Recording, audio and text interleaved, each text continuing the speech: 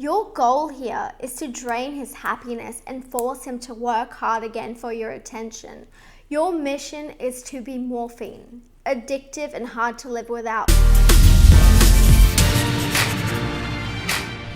It's time to take on the positive characteristics of ASPD, or as you know it, sociopathy and psychopathy, but without the negative aspects. I'm sick of seeing girls and women being crushed. Our sexuality has been weaponized against us. We're either whores or prudes, depending on whether we say yes or no, or depending on how bruised the man's ego is. It's time to take back that power.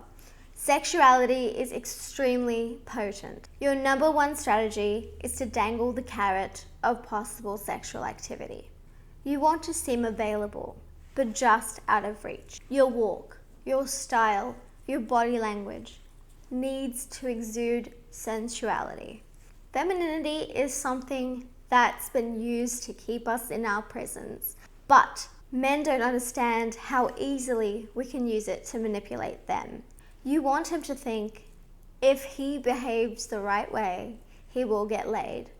Men love to chase, but if the target seems completely impossible, they'll give up. They don't have the determination of their forefathers, so give them a glimmer of hope. Keep eye contact and tilt your head just a little.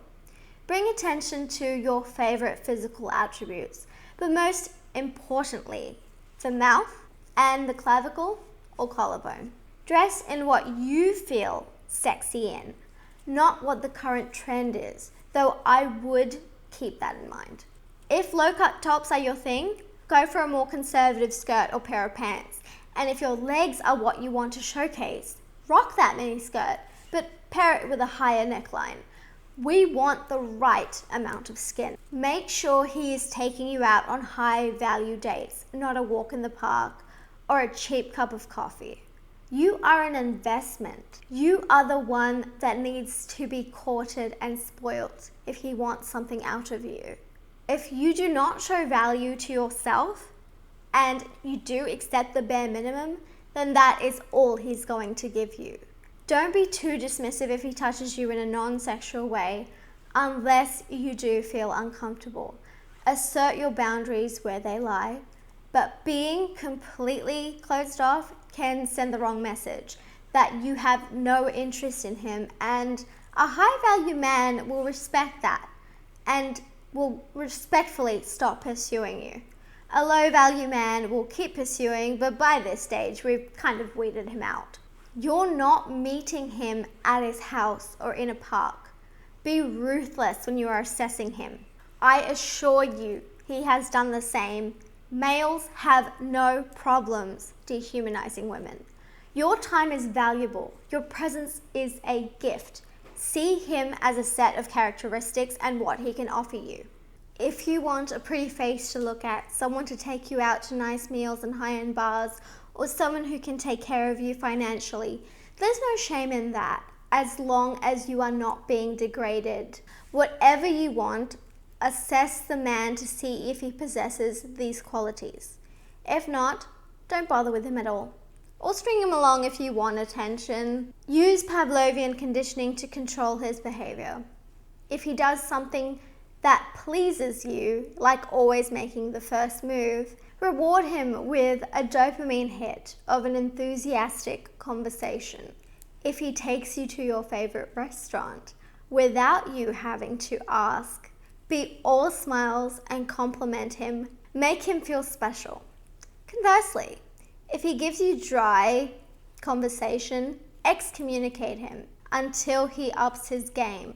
It is not your job to chase him.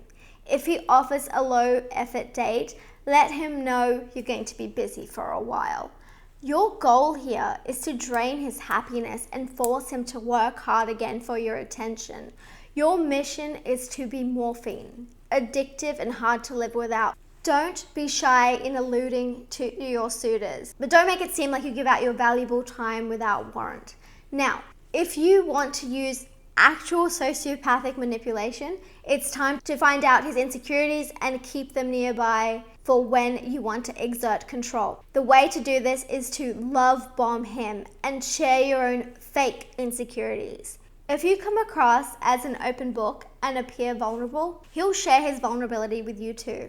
Tell him stories of your childhood, fictional or not, whatever you're willing to give out, and wait for his. Find out what triggers his lower moods and anxiety.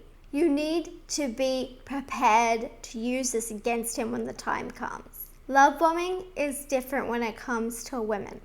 You do not want to creep him out by telling him that you want a house in the suburbs and 3 children. That kind of shit only works on women, by men. You are using your sexuality. You are making it seem like he's just shy of it, that he's in the process of getting to your bedroom, but with absolute subtlety. You blow hot and cold.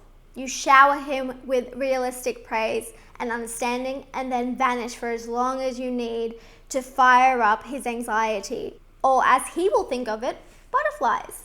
Never tell a man what you're looking for. Fuckboys revel in getting a woman to let down her guard so he can conquer her and then move on. And that's something we want to completely avoid. Do not get sexual until he commits to you. Do not let him use you for your body. Do not give him anything without getting something in return.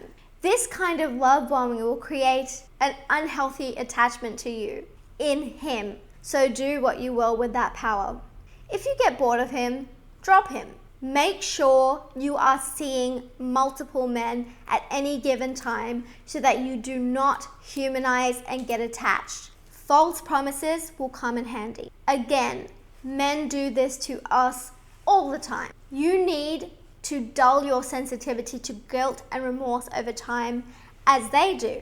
Tell him all sorts of things that you can offer him, but never make good on the promises unless he is giving you exactly what you need out of your relationship.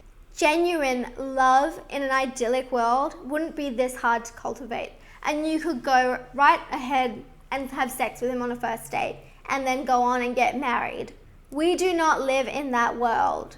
You want power in relationships, and I'm offering it to you if you are able and willing. Only women seem to endure the emotional pain. It's time to share that burden.